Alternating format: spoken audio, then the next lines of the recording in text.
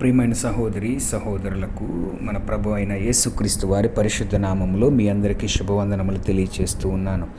ఈరోజు మనము యేసుక్రీస్తు ప్రభు వారు సిలువలో పలికిన 7 మాటల్లో మొదటి మాటను ధ్యానించబోతున్నాం. యేసుక్రీస్తు ప్రభువారు తన 33.5 సంవత్సరాల్లో జీవించినటువంటి జీవిత సారాంశమే ఈ 7 మాటలు. వాటిలో మొదటి మాట మనం ధ్యానించబోయే ముందు అసలు వర్తమానము ఎలాగ ఇవ్వాలో కూడా కొన్ని నేను మాటలను మీకు అందించాలని ఇష్టపడుతూ ఉన్నాను. మొదటిగా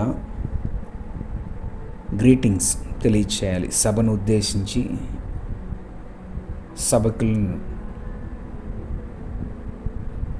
సభలో మనకు అవకాశం ఇచ్చినటువంటి సేవకులను గౌరవిస్తూ దేవాతి దేవునికి మొదటిగా కృతజ్ఞతాస్తుతులు చెల్లిస్తూ ఈ అవకాశం ఇచ్చినటువంటి సేవకునికి పాస్టర్ గారికి ప్రభుపేట వందనాలను తెలియచేస్తూ గ్రీటింగ్స్ తెలియచేయాలి. రెండోది ఇంట్రడక్షన్. నువ్వు ఏదైతే తీసుకుంటున్నావో దాని యొక్క ఉద్దేశమును ఇంట్రడక్షన్గా ప్రారంభంగా దాన్ని చెప్పటం. మూడోది స్క్రిప్చర్స్. నువ్వు ఏ వాక్యం అయితే తీసుకున్నావో ఆ యొక్క లేఖనమును చదవాలి. చదివిన తర్వాత నాలుగోది టాపిక్. ఏం మాట్లాడాలనుకుంటున్నావో దాని యొక్క టాపిక్ అంశమును తీసుకోవటం, తర్వాత వాటిని పాయింట్స్గా డివైడ్ చేసుకొని తర్వాత ఉదాహరణలు. మనం ఎప్పుడైతే టాపిక్ తీసుకున్నామో దానికి తగ్గట్టుగా ఉదాహరణలు కూడా మనం చెప్పాలి.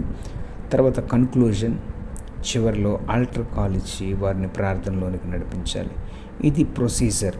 ఇదంతా కూడా ఒక ప్రసంగము ఎలా చేయాలి అనే దానికి నేను చెప్పానన్నమాట. నుంచున్నప్పుడు ఏమి భయపడాల్సిన పని లేదు.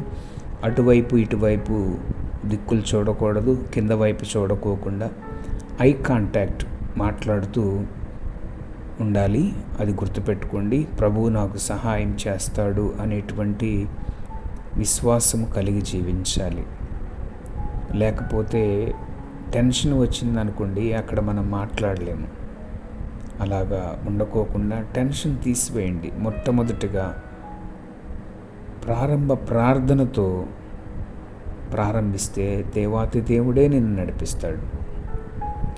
ఆ రీతిగా నేను చెప్పినటువంటి ఏవైతే ఉన్నాయో గ్రీటింగ్స్ తెలియచేయటం, ఇంట్రడక్షన్ చెప్పటం, దాని గురించి లేఖనము చదవటం, దాని మీద ఏం టాపిక్ తీసుకున్నారు, దాని మీద ఎన్ని పాయింట్స్ ఉన్నాయి. కొంతమంది 2 పాయింట్స్ చెప్తారు, 3 పాయింట్స్, 5 పాయింట్స్, 7 పాయింట్స్, ఇట్లా పాయింట్స్. దానికి తగ్గట్టుగా టాపిక్ తగ్గట్టుగా ఉదాహరణలు తీసుకోవాలి. అలాగే ముగింపు చాలా ఇంపార్టెంట్. కొంతమంది ఎక్కడ ముగించి వేస్తున్నామో ఎండింగ్ అనేది లేకుండా ఉంటుంది. అలా కాకోకుండా కన్క్లూజన్ చక్కగా ఉండాలి. తర్వాత ఆల్టర్ కాల్ ఇవ్వాలి. వారిని ప్రార్థనలోనికి నడిపించాలి. పశ్చాత్తాపంలోనికి వారు తీసుకెళ్ళటానికి చివరి ప్రార్థన ఖచ్చితంగా చేయాలి. సో ఇదంతా కూడా ప్రసంగం ఎలాగ చేయాలో మీకు నేను ఇప్పటి వరకు చెప్పాను. మరి ఇంకెందుకు ఆలస్యం. మరి 7 మాటల్లో మొదటి మాట అయినటువంటి తండ్రి వీరేమి చేయుచున్నారో వీరెరుగురు గనుక వీరిని క్షమించుమనేటువంటి మాటను మనం చూస్తూ ఉన్నాం. లూకా సువార్త 23వ అధ్యాయం 34లో ఈ మాటను మనం చూసాం. సిలువపై యేసుక్రీస్తు మౌనంగా ప్రాణాలు విడవలేదు. ఆయన పలికిన ప్రతి మాట చీకటిని చీల్చుకుంటూ వచ్చిన ఒక ప్రేమ కిరణం. ఆ 7 మాటలు కేవలం శబ్దాలు కావు, అవి పాపికి క్షమాపణనిచ్చినటువంటివి, దుఃఖించే వారికి ఓదార్పునిచ్చేటువంటి మాట, మరియు విశ్వాసికి నిత్య జీవపు నిశ్చయతనిచ్చేటువంటి పరలోకపు ప్రతిధ్వనులు. ఈ మొదటి మాటను నేను అంశము క్షమాపణ అనేటువంటి దానిగా తీసుకుంటున్నాను. ఆయన జన్మలో పరిశుద్ధత ఉంది, ఆయన జీవితంలో పరిశుద్ధత నిండి ఉంది. కానీ సర్వమానవాళి పాపం నిమిత్తం ఆయన పాపముగా మార్చబడటానికి ఆయన రక్తాన్ని విమోచన క్రయధనముగా చెల్లించి మన పాపములకు ప్రాయశ్చిత్తం జరిగించడానికి కొనిపోబడుతున్నాడు. సిలువలో సాగిన ఆ యాత్ర యెరూషలేము వీధుల గుండా సాగుతూ గోల్కొత్తాలో ముగియనుంది. కొరడా దెబ్బలతో ప్రారంభమైన ఆ యాత్ర ఊహకు అందని ఎన్నో భయంకరమైనటువంటి అనుభవాలు మనకు అక్కడ కనిపిస్తూ ఉన్నాయి. వీపు మీద భారమైన సిలువ, భరించరాని అవమానం, ముఖమంతా ఉమ్ములు, పిడిగుద్దులు, గేలి చేయబడుతూ, హేళన చేయబడుతూ, ఆయన క్రింద పడుతూ, ఆయన మీద ఆ భారమైన సిలువ పడుతూ గోల్కొతాకు చేరింది ఆ యాత్ర. కాళ్ళు చేతుల్లో శీలలు, మేకులు, తలపైన ముళ్ళ కిరీటం, 6 అంగుళాలు కలిగిన 3 మేకులతో ఆ పరిశుద్ధ గొర్రెపిల్ల కల్వరి గిరిలో భూమికి ఆకాశానికి మధ్యలో వేలాడుతూ ఉన్నది. ఆయన దేహమంతా రక్తసిక్తమై ఏరులై పారుతున్న సంఘటన మనం చూస్తూ ఉన్నాం. అటువంటి భయంకరమైనటువంటి పరిస్థితుల్లో మన ప్రియమైన రక్షకుడైన యేసు ప్రభు వారి నోట నుండి వెలువడుతున్న మొదటి మాట, తండ్రి వీరేమి చేయుచున్నారో వీరెరుగురు గనుక వీరిని క్షమించుము. ప్రపంచంలో ఎవరూ చేయలేని పని ఏమిటంటే తమను బాధ పెట్టిన వారిని క్షమించటం. కానీ సిలువ మీద వేలాడుతున్నప్పుడు కూడా క్షమించిన వాడెవరో తెలుసా? అది యేసుక్రీస్తు ప్రభువారే. దేవునికి మహిమ కలుగునుగాక.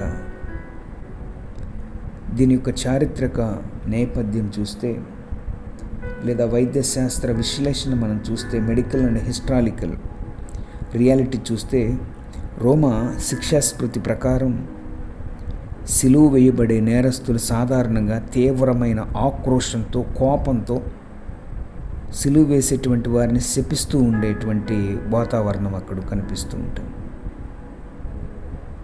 అక్కడంత నరకయాతన ఉన్న, మేకులు కొట్టినప్పుడు మధ్యస్థ నరము చిట్లిపోయి భయంకరమైన నొప్పి కలుగుతుంది.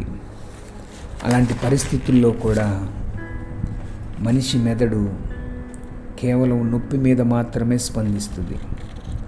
సిలువపై ఉన్న వ్యక్తి శ్వాస తీసుకోవడం కూడా తన శరీరాన్ని పైకి నెట్టాల్సి వస్తుంది. ఆ సమయంలో మేకులున్న చోట ఘర్షణ జరిగి నొప్పి మరింత తీవ్రమవుతుంది. ఆ స్థితిలో కూడా యేసు ప్రార్థన చేశారంటే అది ఆయన దైవిక ప్రేమకు పరాకాష్ట. స్నేహితులారా, ఇక్కడ మొదటి స్పందన చూస్తే యేసు ప్రభు ఆ భయంకరమైన వేదనలో ఉండి కూడా తన నోటిని ప్రార్థన కోసం తెరిచాడు.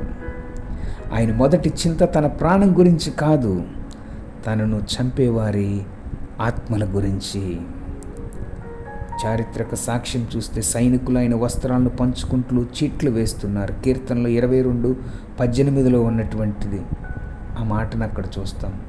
వారు ఆయన భౌతిక సంపద కోసం చూస్తుంటే ఆయన వారికి తన పరలోక స్వాస్థ్యాన్ని ఉచితంగా ఇస్తున్నాడు, వారి పాపాలను క్షమిస్తూ. మేకులు దిగబడిన చేతులు శాపనార్థాలు పెట్టడం లేదండి, ఆశీర్వదిస్తూ తండ్రికి విన్నపం చేస్తున్నాయి. తండ్రి అనే అక్కడ ఆ మాటను చూస్తే తెగిపోని దైవిక సంబంధం కనపడుతూ ఉంది. తీవ్రమైన శ్రమలో ఉన్నప్పుడు మనుషులు దేవునిని ప్రశ్నిస్తారండి, కానీ యేసు తండ్రి అని పిలిచారు. లోకమంతా ఆయనను తృణీకరించినా తండ్రితో ఉన్న సంబంధం మారలేదు. ఇక్కడ మర్మం ఏంటో తెలుసా? గలతీయులకు రాసిన పత్రిక 4:6 మనం శ్రమల్లో ఉన్నప్పుడు దేవుణ్ణి అనుమానించకూడదు, ఆయనను ఇంకా దగ్గరగా తండ్రి అని పిలవాలని ఈ మాట నేర్పుతూ ఉంది. వీరెరుగరు అజ్ఞానమా, ఆత్మీయ అంధకారమా?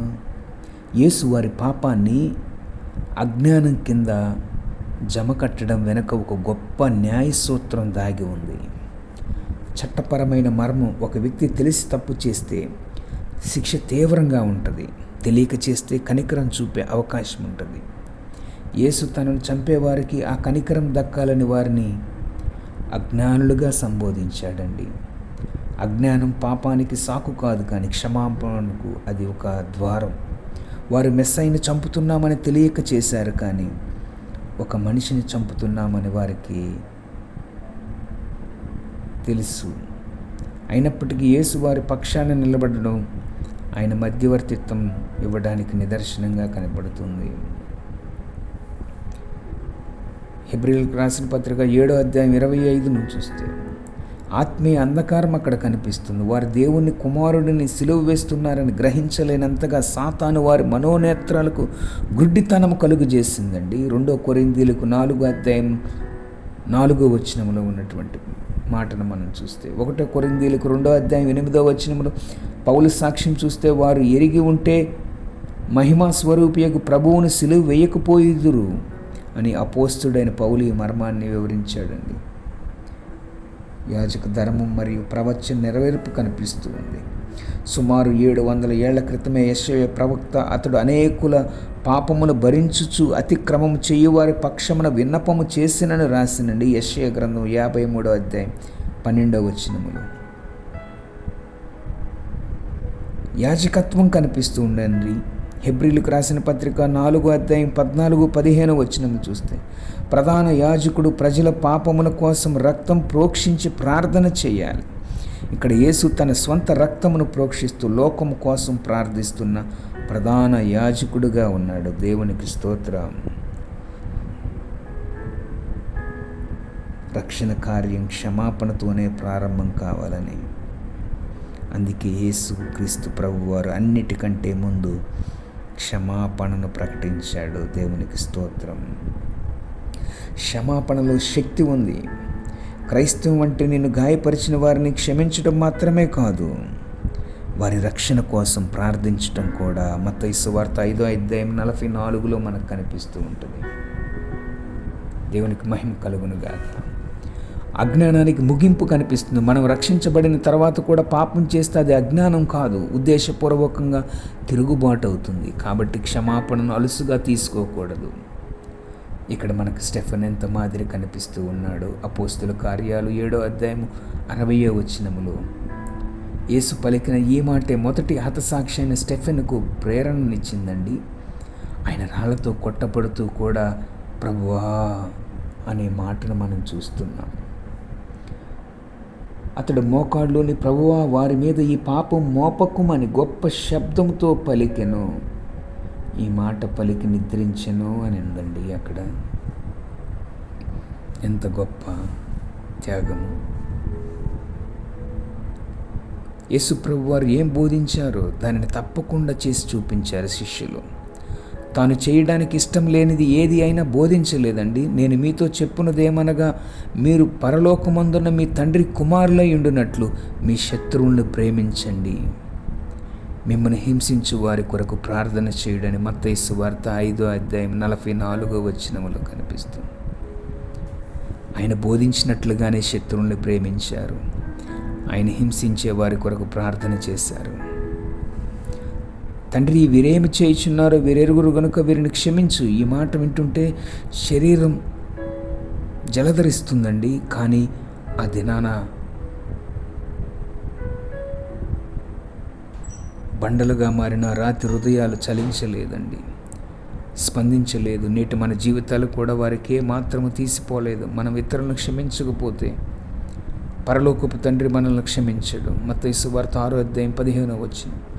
అనుక్షణం ఆయన సిలువ మోస్తూనే ఉన్నాము. అయినప్పటికీ నేటికి నీ గురించి నా గురించి తండ్రి దగ్గర ఆయన విజ్ఞాపన చేస్తూనే ఉన్నాడు, వీరిని క్షమించమని. అట్లని మార్పు లేకుండా ఇట్లానే జీవిద్దామా చెప్పండి? క్షమాపణ నిర్లక్ష్యం చేసి దేవుని ఉగ్రతకు పాత్రలు అవుదామా? ఆయన దేవుడు కాబట్టి అట్లా చేయగలిగాడండి, నా వల్ల కాదులేండి. నీకు నువ్వే సర్ది చెప్పుకునే ప్రయత్నం చేయవద్దు. యేసు ప్రభువు అడుగు జాడల్లో నడిచిన స్టెఫెన్ కూడా మరణాన్ని సమయాన్ని కూడా ఆయనను అనుసరించగలిగాడండి. ఒరిస్సా రాష్ట్రంలో జరిగింది. గ్లాడిస్ తన భర్త గ్రహం స్టెయిన్స్ని, తన 2 కుమారుల్ని సజీవ దహనం చేస్తే వారిని క్షమించండి,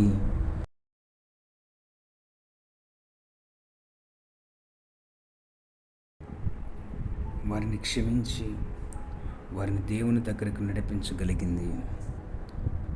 అలాగే ప్రవీణ్ పగడాల గారు చనిపోయినప్పుడు తన యొక్క భార్య జెసి పగడాల గారు క్షమించిందండి. క్షమించడం క్రైస్తవ జీవితంలో ఒక భాగం కావాలి. ఆయన పిల్లలము గట్టి జీవితాన్ని జీవించగలగాలి. ఆయన పరిశుద్ధ రక్తములో పవిత్రపరచబడాలి. మనము ఆయన సమరూపములోనికి మార్చబడాలండి. ఆయన వలె మన శత్రువును సహితం క్షమిద్దాం, వారి కొరకు ప్రార్థన చేద్దాం. అట్టి కృపా ధన్యత దేవుడు మనకు అనుగ్రహించునుగాక. ఆమేన్. ముగింపు ప్రార్థన. మహాగణుడు అయిన దేవా, సిలువపై నీ కుమారుడు చూపిన అంతులేని కనికరముకై వందనములు. ప్రభువా, మా జ్ఞాన కాలంలో మేము చేసిన పాపమును క్షమించి నీ రక్తంతో మమ్మల్ని కడిగి పవిత్రపరచుము. మా జీవితాల్లో మమ్మల్ని గాయపరిచిన వారిని, మాకు విరోధముగా పనిచేసేవారిని హృదయపూర్వకంగా క్షమించే మనసు మాకు దయచేయండి. నీ సిలువ ప్రేమను లోకానికి చాటి చెప్పే సాక్షులుగా మమ్మల్ని నిలపండి. యేసు నామములో అడుగుతున్నాము తండ్రి. ఆమేన్. ఈ వీడియో మీకు నచ్చినట్లయితే లైక్ చేయండి, షేర్ చేయండి, మరియు ఇలాంటి దేవుని వాక్యాల కోసం సబ్స్క్రైబ్ చేయండి. మరొక వీడియోలో 2వ మాటను గురించి విందాము. దేవుడు మిమ్మల్ని దీవించునుగాక. ఆమేన్.